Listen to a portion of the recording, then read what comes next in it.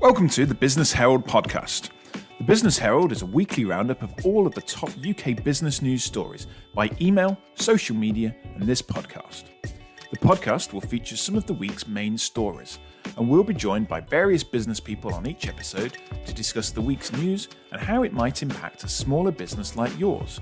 And hopefully we'll have some fun on a Friday too. I'm your host, Steven Mather.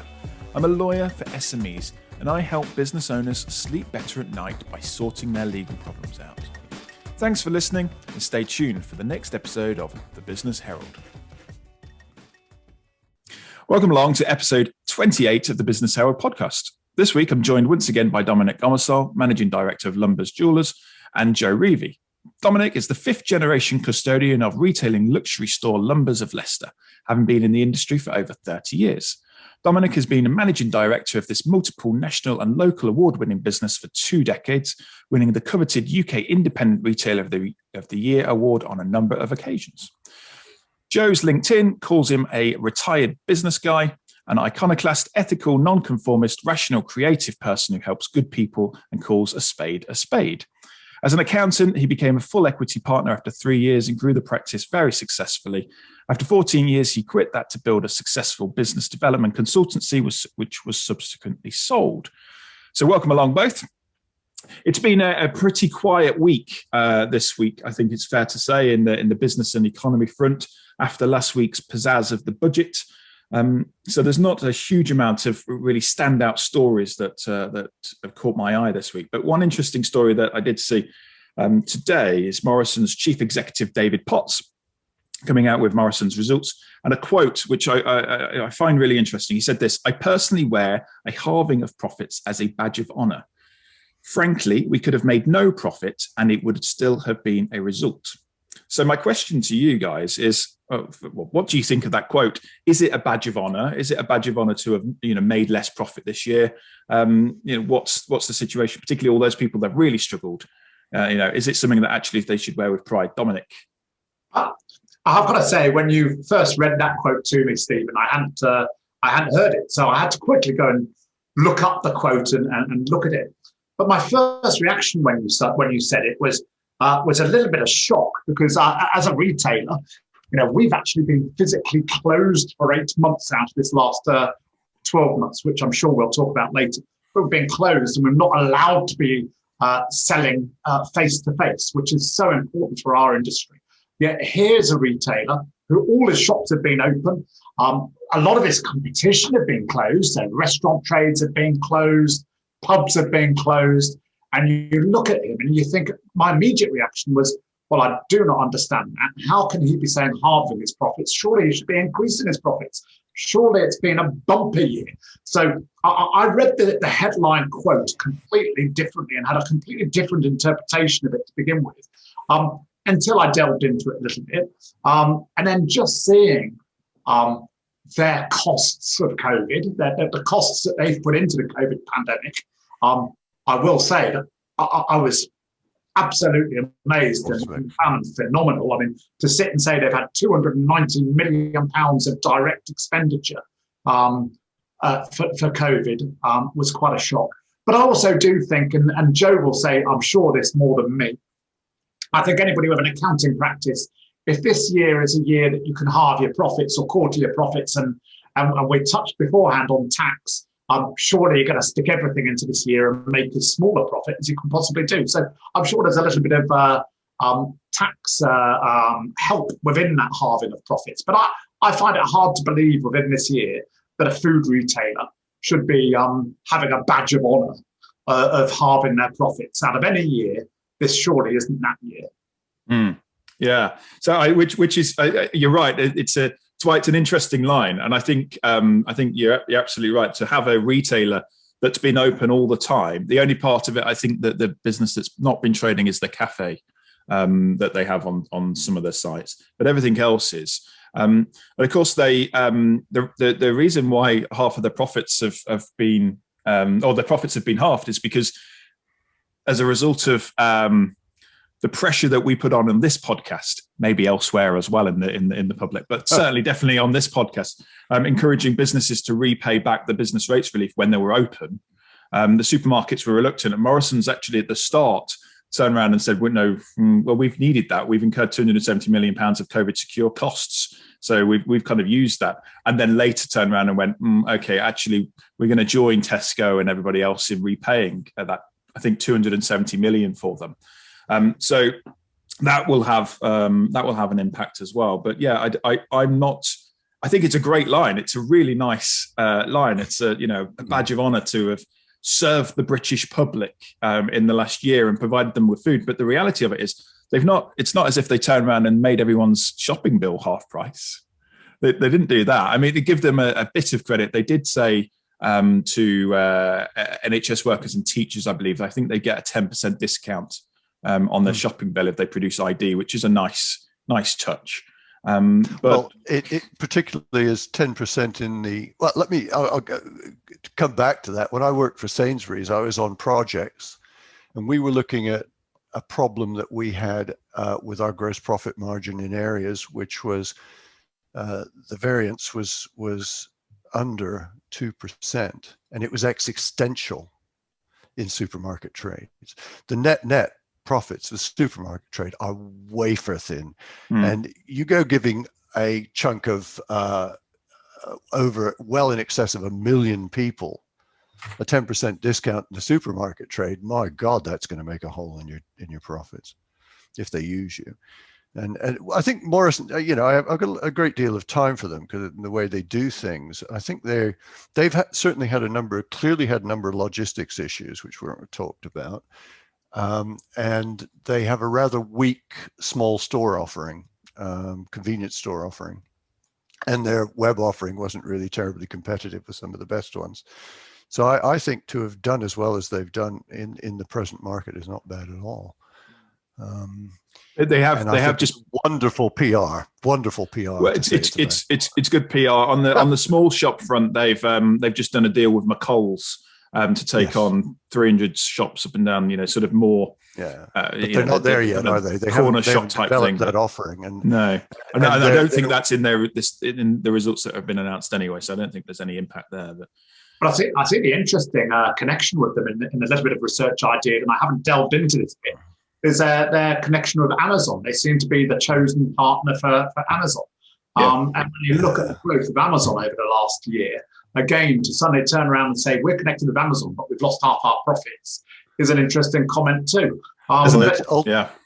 Will ultimately that come back and bite them in the ass, though? I mean, with respect, Well, it's one of those things, though, isn't it? Because I think Dominic's right that to anyone, almost anyone that's selling on Amazon is doing incredibly well right now. Amazon, demonstrating it. Amazon have taken Morrison's product and put them on. I think it's called Amazon Fresh, and certainly in London within the M25, you can get same day, within an hour or two delivery of products. Elsewhere, they've got next day delivery on a wide range of groceries.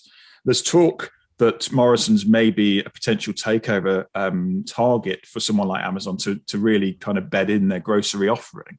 And it's an interesting, option that might pan out in the future. We know that Amazon, do that kind of thing to take over and dominate a market. That might be a potential for them. But I was saying, it's interesting as well that they've built. You can see how they've built that into their pricing. I did a bit of A/B price comparison of their prices with Iceland, who do next day delivery, and Morrison's was significantly more expensive than Iceland for like. But it was interesting what he was saying in terms of his excuses for halving his profit. One was delivery charges. And interestingly enough, I had a logistics client on the phone to me yesterday moaning about Amazon a little bit because as they just deliver more and more parcels, they get less and less a parcel.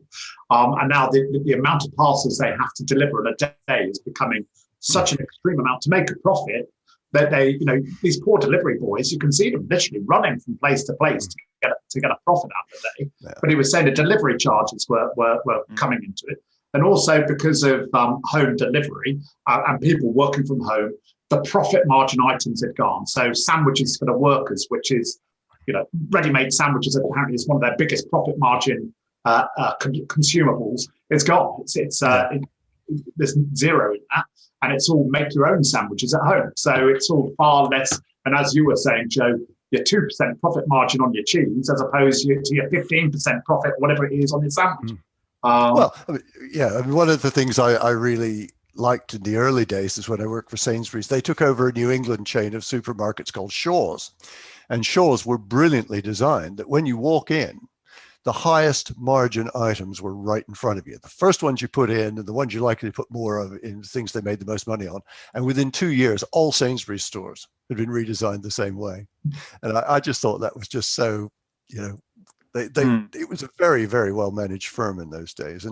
And you can see that the implosion of these very high value things. The cafes will make a lot of money. The ready-made foods, the takeaway convenience foods, lots of money, and they won't be selling them. I feel pretty sorry for the people who manufacture those for them, to be fair, because they must be absolutely bereft. But no, I think it's an interesting market, and my big thought about the supermarket trade in the United Kingdom is there are too many players in it. So somebody's going to have to go.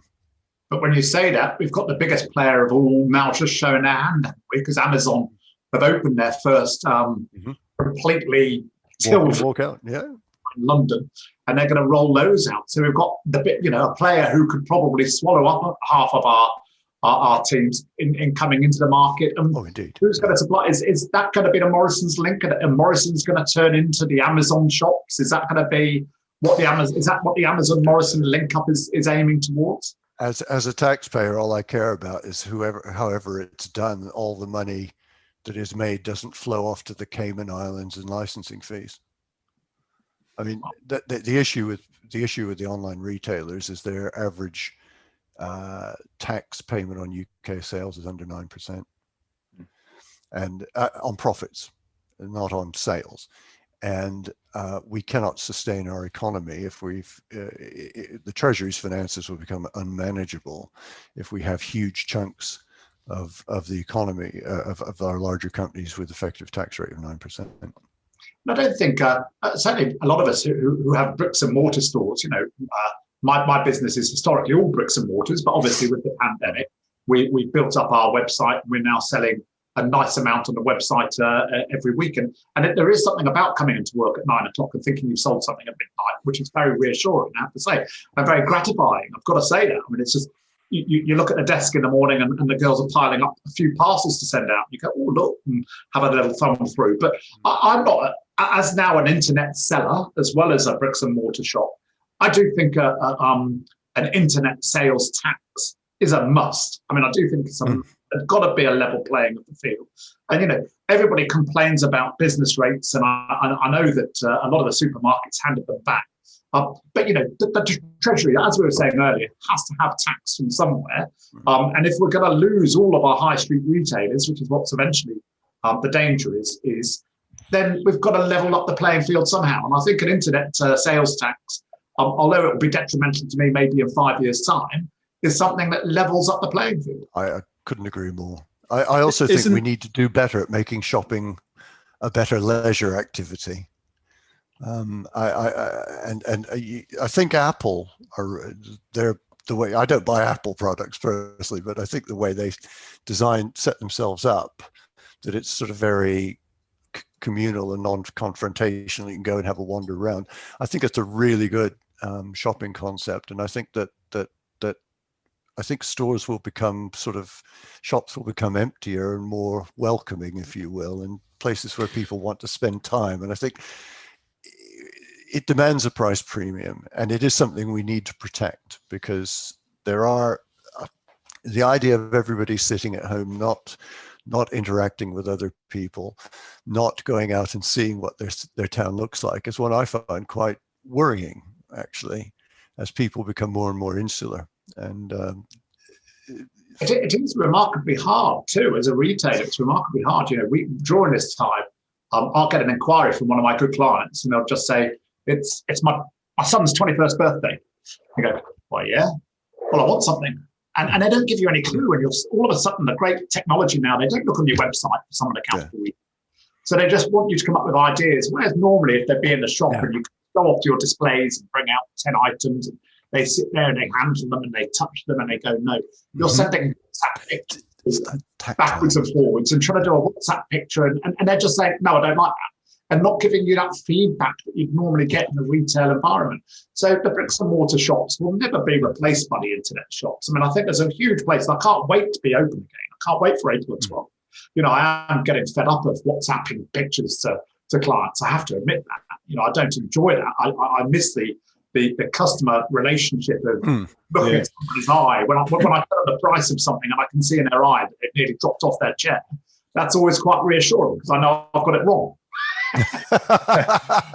and Dominic, I think it's probably fair to say that you've spent quite a bit of money on making your store somewhere actually that people would like to go, and it's an experience for them as well. It's not just they're not just coming in going, I'll have that watch there and going again. It's the whole experience that they buy in, and I think the point that Joe might be making, elaborating on that a little bit, is does the high street in coming out of, well, kind of moving on to it. And my second question was about coming out of the roadmap, coming out of restrictions. Is that one thing actually that that retail needs to look at and changing the way it is offering? So it's not just, being a click and collect store for an online offering, actually that's offering something extra. Is that something that you're kind of looking at getting back into the swing of things, Dominic? I think experiential, which what the new word is, I think they refer to it as experiential retailing, is vital. But we've been doing that for a decade now, where we've tried to bring a location and an environment where people just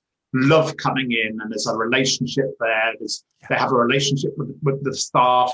But the environment is lovely. They're going to sit and have a coffee. It's a day out. I mean, it's not just. I bet you have whole families, don't you? Whole generations. So mum and dad will come in, and the kids, and and we get from generation to generation and follows through. So that is vital, and that's fortunately absolutely what we've been doing for a decade or more, and that's where we are within the marketplace. But we're lucky, I always said through these lockdowns we're a fairly lucky business because our average price point is relatively high compared to other ones. And you look at a lot of places in Leicester, and I wouldn't want to be sitting there selling Smarties. There is just nobody about, nothing to do, and it must be very, very difficult. And luckily for us, we can sell one watch on the internet last night, and then all of a sudden today's been a good day. So we've been lucky with the lockdowns, but the roadmap, when you refer to that, Stephen, I'm just delighted we have a map. I've got to say that. We can all have the argument of whether we should speed it up, close it down, whatever. We just have a map. And that's what I am worried about us being in Leicester. I've got to say that. I'm worried about the uptake of the vaccine by part of Leicester, and therefore whether we're going to have, because we're number one again, aren't we, in terms of infections, I'm led to believe. So whether we're going to get an extended local lockdown frightens me to death. But we'll cross that bridge when we get it. At this moment, we're opening on April 12th, and we can't wait. You need certainty, don't you? You need to have an idea where you're going, because otherwise, you just have to sit on your hands and hope. And maybe it's that far in the future. At least it's I know there's a lot of clamour from a lot of the MPs as well as the public to speed it up. I'm not sure we need it speeding up. Let's just make sure we get it through it once and for all. Actually, let's just make sure we get there. And I think that's the point that Boris was saying with using the word, it's irreversible.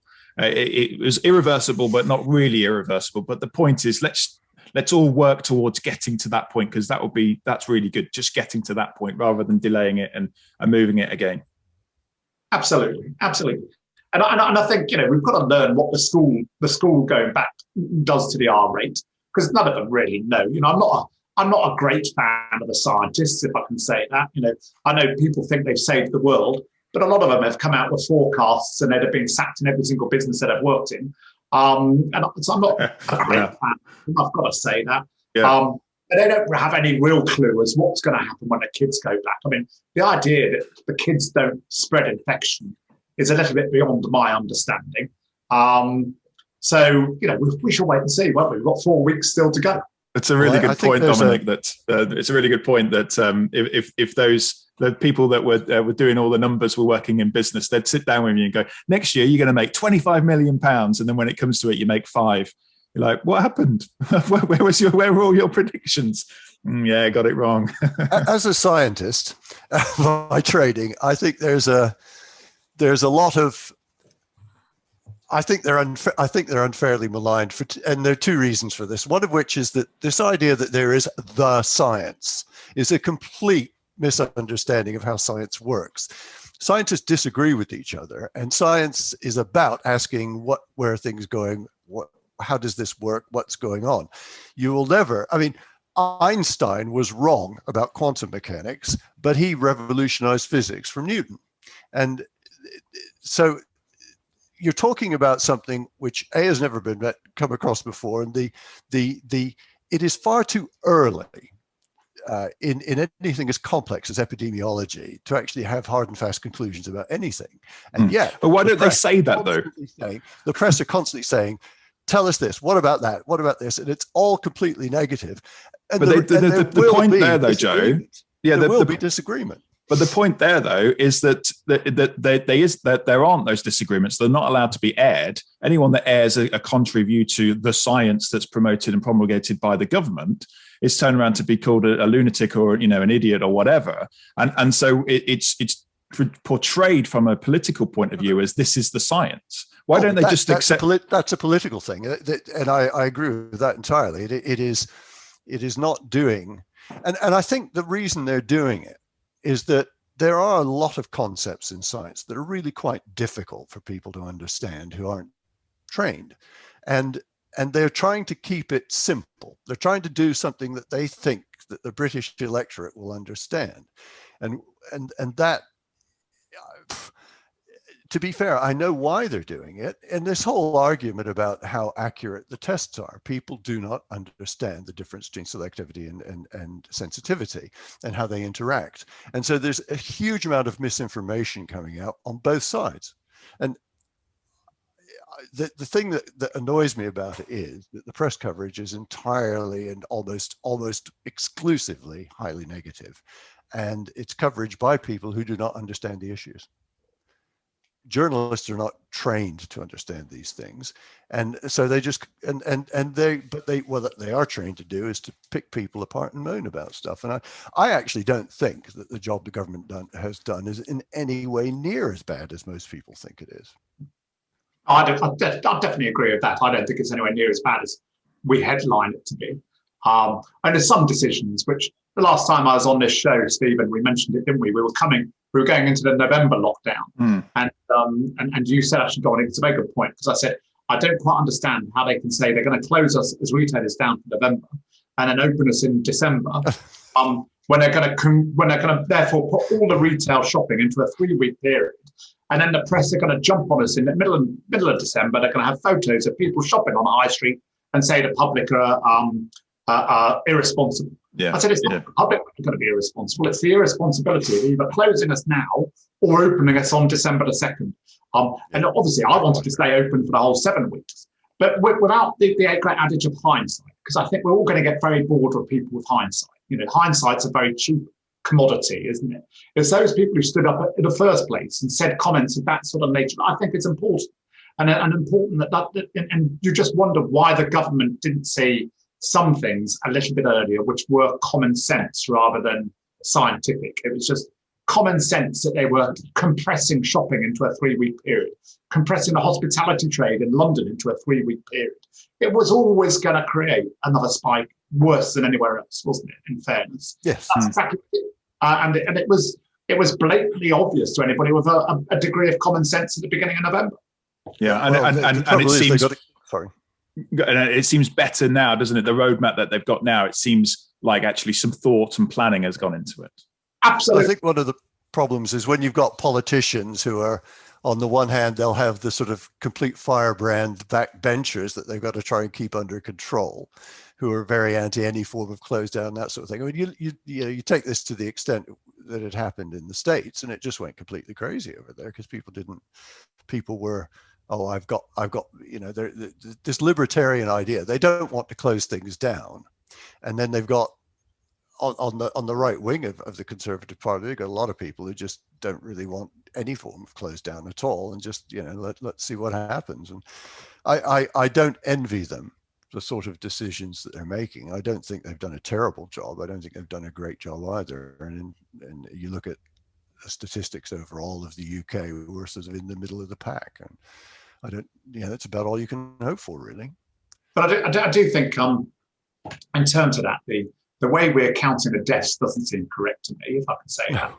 We seem to have, talk about a badge of honour in half, and going back to the original part of this, and half of profits is a badge of honour. It seems to be to the UK government that having the most amount of deaths is a badge of honour. I mean, I'm not quite sure why we're trying to do that. I mean, this idea of COVID being on a death certificate within 28 days, we seem to be the only people who are measuring it in that manner. No, and there are lots of reasons why we should, because we're an international hub, we're a densely populated country and so on. But the thing my wife always says is if Lewis Hamilton had been killed in his last race, he'd have been a COVID death. Yeah. And it's clearly, but the problem is that, again, one of the issues discussing this topic is it's constantly, we're talking about apples and pears, because every country does this differently. And then you have to, as soon as you start thinking about what do these data mean, and I only ever use official sources for data. I don't look at the press. I don't look at social media, any of that. I go straight to the official sources, the independent sources. And when you start trying to compare these things, it becomes mind-bendingly difficult very, very quickly, because they're all doing things different ways, and their time lags on the recording are different. And I just sit there sometimes and tear my hair out when I'm trying to figure things out like this. The problem with data is you can present it in such a multitude and variety of different ways to make the point that you want to make, which is really where the government are doing. They take the data and make it look really bad and scary in order to keep people at home. So the people on the other side. I mean, there's a wonderful book that I would recommend to anyone called Bad Science,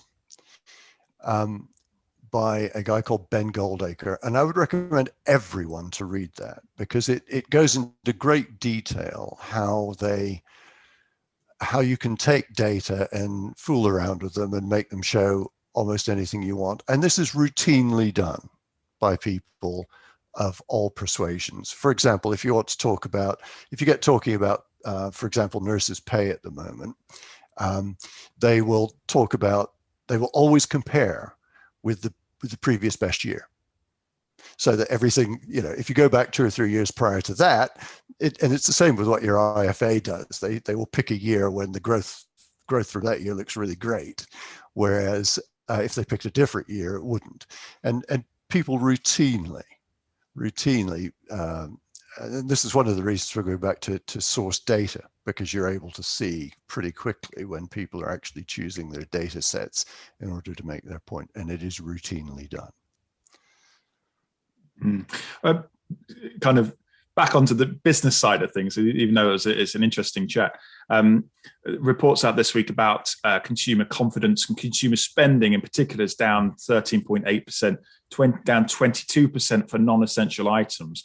A couple of weeks ago, or maybe a bit longer, we had a Bank of England executive saying that there's an approximate amount of 150 billion that's been saved up by consumers, that once restrictions are eased, there's going to be massive consumer spending. And then someone's come out this week that used to work for the Bank of England, now as a government advisor, saying that's not going to happen, in one quarter. That's surprise, surprise. They're not all, that 150 billion isn't all going to come and buy some nice watches. Dominic, don't get too excited. But he says it's going to take a few years. But presumably, Dominic, as a retailer, you are expecting a bit of a bounce when you get to reopen. Without a doubt, and I think I like the Bank of England representative who said the economy is like a coiled spring. Yeah. I resonated with that, and I think his one was that there's 230 billion pounds in people's pockets, and I can only say that those people who are lucky enough to be employed and continued employment during this period, whether in their own companies or maybe for whatever, and they have been receiving their pay, have spent remarkably little, and they have, without doubt, in that wealth sector, got money in their pocket. Now, a lot of my clients, you've got to remember, even in our trade, we get repeat clients, which I know some people find strange, but we get some people who come in every single week and spend money with us every single week. But they're of an age group that were probably 60 plus, who we have not seen since last March. We haven't seen them, full stop at all, because they didn't even come in out of lockdown, because certainly in Leicester, the word lockdown has never been away since last March, and therefore people have always related Leicester to being in lockdown. We've never had the full confidence of the public, whether we're open or not. They haven't even understood if we're open, if we're closed or whatever. So we've got people who haven't been in to see us since last March, who have now got the confidence of the vaccine, because I'm talking about them. And every single one who's had that vaccine, funny enough, they are wearing their little badge then they've got vaccinated. There's a proper badge of honor. They're wearing a little badge. And they feel secure enough now to come out, and they will come out to play. And I think restaurants will be very busy. As soon as restaurants will be open, I think they'll be busy with that age group. Now, the fortunate thing is the young age group are a little bit more foolhardy anyway. So they've never really stopped going out. So the ones who haven't been vaccinated, will be playing anyway. So no, I do believe we are coiled spring, and I do think April the 12th, and certainly for a month after April the 12th, we will have a little mini Christmas within retail. Yeah, absolutely. Joe, do you agree? Well, I think so, but I'm not necessarily sure that that's a brilliant thing for the economy as a whole. I mean, we're in a situation where the bottom quartile of people in the economy have had an average decline in real incomes of 3% a year for the last 5 years nearly. So the poor are getting poorer, which will have a knock-on effect of up the scale. And we also have horrifying levels of personal debt in this country. The average family owes 60% of next year's income on non-mortgage debt. And that's a very large figure, and it means the recovery from the investment that the government's had to make in order to stave off the worst effects of the pandemic will, in my view, be very slow. So whilst we might get a bit of a boom now as people sort of think, oh, thank God that's over and let's do something, in the longer term, unless we rebalance the economy towards a more sustainable mixture of economic activity, because we're way heavily too balanced in services, I think it's going to be quite a difficult furrow to plow. It's not those people that are kind of worse off and getting worse off, though. They're not. We're not asking them to kind of build back the economy, are we? In blunt terms, well, we do need them to be participants in the economy, because they're the people with a zero marginal propensity with 100% marginal propensity to consume. They don't save money because everything they get they spend. Sure. But we're talking about, although, maybe millions of them all adding a little bit in, actually the people that are that are going to make moves in the economy are the people that are going into Dominic's shop and spending. Oh, absolutely. Those people like me have saved money this year. We have been net savers, and that, to be fair, I've been a net saver almost every year of my life. But the people, the social classes, ABC, they are going to have spare money. They're going to spend it. But ultimately, I think the point I've made rather badly is I think unless the nature of the economy changes, the ABC income does depend on the consumption patterns of the D's and E's as well. And if we don't make the economic system a bit more inclusive, they are not those are the people who are actually buying the goods in Morrison's, and if they can't buy, Morrison's isn't going to do well. The Morrison's manager is not going to do well as the people who shop there. So yes, I think we'll have a short fillip, but at the end of the day, the fundamentals of the economy are not great, and we need to do something about that, because otherwise it won't last. Yeah, I mean, there was a report out this week that a survey of 5,000 international business leaders put the UK as being the fourth most attractive place to invest for growth. And we've increased in the last year, but that doesn't take into account the proposed increase in corporation tax, because it was at 19% when they carried out the vote. Well, that's going to be an interesting impact, isn't it? That will inevitably have an impact on outside investment as well as inside. But if we're the fourth most attractive place to invest in as a company, I'm not sure how that sits with the economy as a whole not being, generally doing okay, because it seems to me actually that that it is, we are doing okay, and the government has done what I consider to be a decent job all around. I think most people agree in terms of the support they've provided and the coronavirus support and stuff like that. We've only been able to do that because the economy has been doing okay. Well, we're able to do that because you can effectively borrow money at 0% interest rate. So they're redeeming bonds on which they've been paying 4, 5, 6, 7% and replacing them with ones they can finance at 1 or less. I mean, that will not persist again, because ultimately capital will flow to where it makes the best return. That might be the UK. It rather begs the issue. When I moved to the United Kingdom, you could get $2.80 for a pound. What do you get now? And that's been one-way traffic for effectively for 100 years in the long run. And that is not the badge of a highly successful economy. The UK as an economy has not performed hugely well for 50 years, more than that now. And we need to, I think, to get back to thinking, do we really, one of the things that irritates me so much is, do we really need all these thousands of clone restaurants and the size of the hospitality sector that we have? Would we not be better off having a more competitive tech sector, or we've got a very, very good biochem sector, but there are lots of other more highly skilled sectors where we should be, I think, concentrating to a far greater extent than we are. I think the corporation tax, going back to that just a moment, and again, trying to link some of our conversations together. We were talking about the 25% rate that obviously has been announced. And we spoke earlier about the supermarkets maybe putting anything they can put in this year, because it's a good year to have a low profit level, and you can hide a low profit level with the excuse of COVID.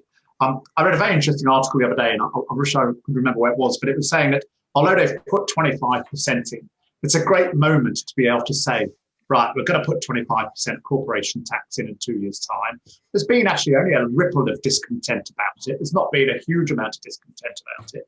In 2 years' time, they'll be building up to a general election, and be very easy at that stage to turn around and say, actually, we're doing so well as an economy, we don't now need to go to 25%. We're actually only going to put corporation tax up to 23%, which is what, in line with all the expectations of the market, was 23%, wasn't it? We all thought it put it up to 23%. And actually, I think it was a little bit of a shock to us all when it came out at 25%. But this article was that we should have the belief almost that before that 25% tax comes in, it will be reduced to 23% as a fantastic sign that the economy is booming, and the Conservatives have brought it all back together, and they're the party of low taxation, although we're paying the highest taxation we've ever paid in history. And they'll actually bring it down to a 23% tax rate with all whistles and what can it go? Yeah. Well, this is the disadvantage of having a system which is dependent on going back to the electorate at regular intervals, which doesn't affect the Chinese at all, and why I'd bet on them in the long run. But I think the tax rate level at 25% was a fairly large shock. Was it not? Was it a shock to you guys, or were you expecting that? To go to 25%, yeah. I think the point is, it was drip fed it to the British public, as most things are these days, over the weeks and months before the budget. So we kind of all expected it to increase. I'm surprised that that they made the low level only £50,000. that seems to be quite a low level. And still, that's at 19% rather than an even more reduced. If they want to really incentivize people to kind of start business and grow a business, then it should have been lower for a lower level. 50,000 seems really low. And then the other thing that surprised me when you look at the detail, not when he announced it, but look at the detail, actually, it ratchets up pretty quickly at that point. So, you could. There's not. There's obviously plenty of businesses that are set up that are, the quite lifestyle type businesses that might only be making 50 grand or less. But any serious business is going to be, paying that the upper end quite quickly. I would think so. I think the level of 25 seems high to me. They've always. I'm not a big fan. Joe's going to disagree with what I'm about to say. Talked about it on a previous podcast. My personal view is that we should, as a country, go, do you know what? The reason why Amazon and all of those kind of companies, Uber do it, divert profits, to ultimately to the Cayman Islands, but they divert profits through Ireland and the Netherlands, is because they have very attractive, cheap, low-cost taxation for companies. Ireland, 12%, I think it is. I think Netherlands is 12, 13%, something like that. And they have additional tax incentives to go and invest there, put your offices there, have your staff there, and everything like that. And so my personal view was actually it was an opportunity to turn around and say, we're out of Europe, so we can we can do this. This is how we're going to attract people into the UK, because we need people to come into the UK. And this is how we're going to do it. So my personal view is actually we should have lowered it, encourage people to invest in. I don't disagree with that. I think all 25%, either if it happens, it'll be a catastrophe, because they've given people years of planning time to divert profits out of the UK if they're not already adept at it, and they are. So secondly, when it hits, it'll hit those companies that make their money in the UK, because they're the ones that will struggle to get their profits out. And if they increase the corporation tax rate on the FTSE 100 companies, for example, to 25%, what the hell's that going to do to pension fund incomes? And all of us in the public sector depend on the dividend streams from those sorts of companies to underpin our pensions. So I just can't imagine that they will let that happen unless they say, okay, you're going to pay 25% in the UK, but we are going to create this huge load of incentives for you to bring your high-skilled jobs and tech jobs and those sort of jobs to the UK. Because at the end of the day, we are low tax now among the G7 countries, and there is no doubt at all that has been beneficial for investment. I think coming out of Europe probably is a negative in that regard by some stretch, but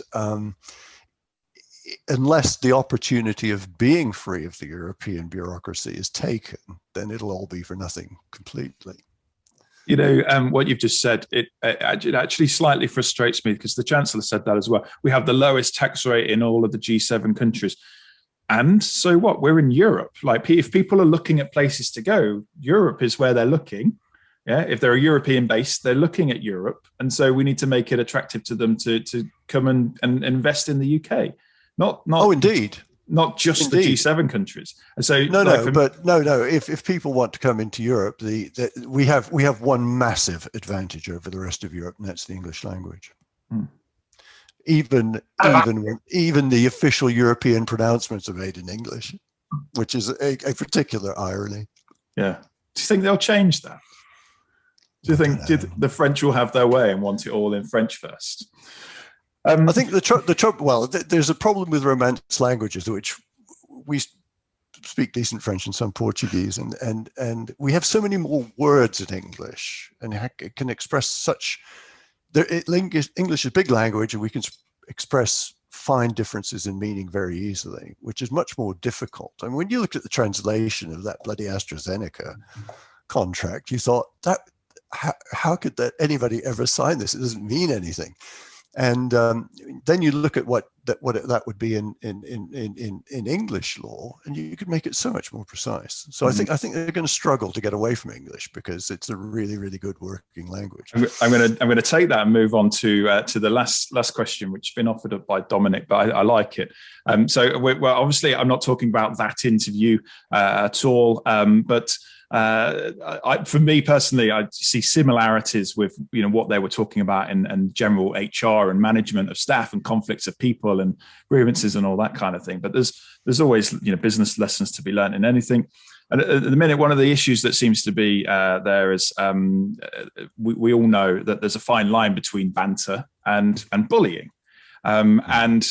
So Dominic said this, so with the continued COVID issues and the royal family issues, are we at risk of losing that British sense of humour on things? So Dominic, expand on what your thoughts are on it. I have to say that I am probably as guilty as everybody. I have a couple of WhatsApp groups that of mates from here and everywhere, and we have a work one. And I don't know how the British public gets some of these quick pictures and images that take the mickey out of whatever situation we're in as a country. Whatever situation we're in, we are just so quick at being humorous about it. It sometimes seems in seconds, doesn't it? Like something's happened on the TV and you get a message about it. And some of it you have to laugh about. I mean, without going into that interview, but how I laughed at one that came through this morning. We can all remember the Olympics and the Queen with James Bond and this, that, and the other. And they've just put a little, a cartoon caption above, and all she says, and James Bond is saying, "and opera," and she says, "and opera," and you just know what it's all about. And it's the English humour, and it's totally disrespectful to the royal family, totally disrespectful to our monarchy. And in some ways, it shouldn't really be seen and done if you're that vintage. But you sit there, you look at it, and you instantly forward it to somebody else because you go, "Oh, I've just laughed at that for 10 minutes. Everybody else will laugh at it for 10 minutes." But is it actually banter? Is it that fine line of bullying in today's society where we're not allowed to say anything? How do we get away with our British humour? Joe, any thoughts? Well, I think it's a generational thing because a lot of the things that I might find amusing. I mean, you go back to, when I was young, I spent a year living in an understairs cupboard, and that's true, but to young people, it cuts no ice at all. A number of young people just have utterly no sense of fun about things. You see, I don't think anything's sacred. I'll take the piss out of anything. And one of the things I really like about this country is the way that when you know someone well, they spend a lot of their time when they're talking with you, mocking you, don't they? And making fun of you in a way that where I come from, they probably pull out their pistol and shoot you. Because, and I think that's brilliant. But I know an awful lot of young people have no sense of humor about a lot of things that I think are quite funny at all. And I think it just sums up the maxim that people who live in different times live in different worlds. And I think it's a shame, really, because the ability to laugh at oneself and everything around you is I think, a really, really good stress reliever. And that's the other thing that is very noticeable, is that people, dare I say, of our age seem to be much less stressed. And it's not just because probably we're better off, but it's because of the way we live our lives, much less stressed than the 20 and 30 somethings do. I slightly disagree with that, Joe, in terms that we have a work WhatsApp, so it's going through all the age groups. And the younger ones are sending these WhatsApp images through quicker than I am. I mean, I wouldn't even know where to go and find one. I mean, they're just whack, whack, boom, and it's through, isn't it? Well, I suppose the milieu in which I mix is very largely people who are sort of connected with academia, and they seem to be particularly humorless. Just saying. Yeah, I think it's definitely a fine line. I've seen helping businesses out with employment law stuff, and there's always that fine line of what goes beyond banter in the workplace to someone actually taking offence and doing it. And I think the reality of of it in kind of in seriousness and dealing with what's quite a fun issue, but in seriousness is everybody has a responsibility to make sure that they're sensitive to other people's needs and position.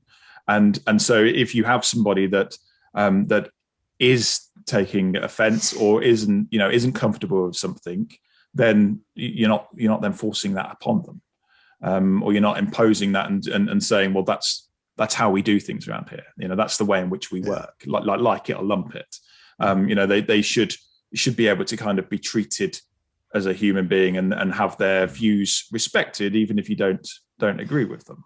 It interests me as well that people haven't realized that treating other people as equals and members of the team is a really good way to be efficient anyway. When I worked for Sainsbury's, it was a very, very hierarchical culture in which basically you controlled people by shouting at them. And I realized very early on as a department manager that if I was nice to the people who worked for me and treated them nicely, they turned up to work. And if everybody in your department turned up to work, being a departmental manager was actually pretty easy. If 20% of your staff didn't turn up to work, as one of the managers I had in my branch had that continuing problem, his life was murder. And it wasn't rocket science. And yet people, there is this, one of the terms I really hate, and I saw it on LinkedIn yesterday, was somebody described being a boss. And I've always hated that term because it implies a strict hierarchy and I'm going to tell you what to do and I'm going to do all the thinking and you're going to be my slave. And I've never liked that at all. And I just don't understand why people think that's going to be efficient. Absolutely isn't. But I think what we all agree on is that the British sense of humour is almost part of what makes people British, but it is a generational thing, and sometimes the generational things do have to change as well. Yeah, I agree with that. But I mean, there's always got to be a bit of banter. I always remember on my last podcast, I'm very pleased to say that not very many people listened after your last bit, and you then went and put my off-the-air comments on. I thought it was hysterical, actually. I laughed at it completely. But it was very funny when how you did that. And that's British humour, isn't it? We've got to be able to indulge ourselves in that. Gents, I've kept you long enough today. So thank you both for coming on this week's podcast. I really appreciate it. Really enjoyed it. Thank you very much, Steven. Yeah, very enjoyed it. Sorry for getting a bit discursive. That's okay. It's all part of the good discussion that we've had. So thank you very much. And for the people listening at home, thank you for tuning in. And thank you for listening to the podcast. Do subscribe. Do give us feedback. We're on LinkedIn, Twitter, and Facebook at The Business Herald. We'd love to get your views on the things that we've talked about. Thanks very much for listening, and see you again next week.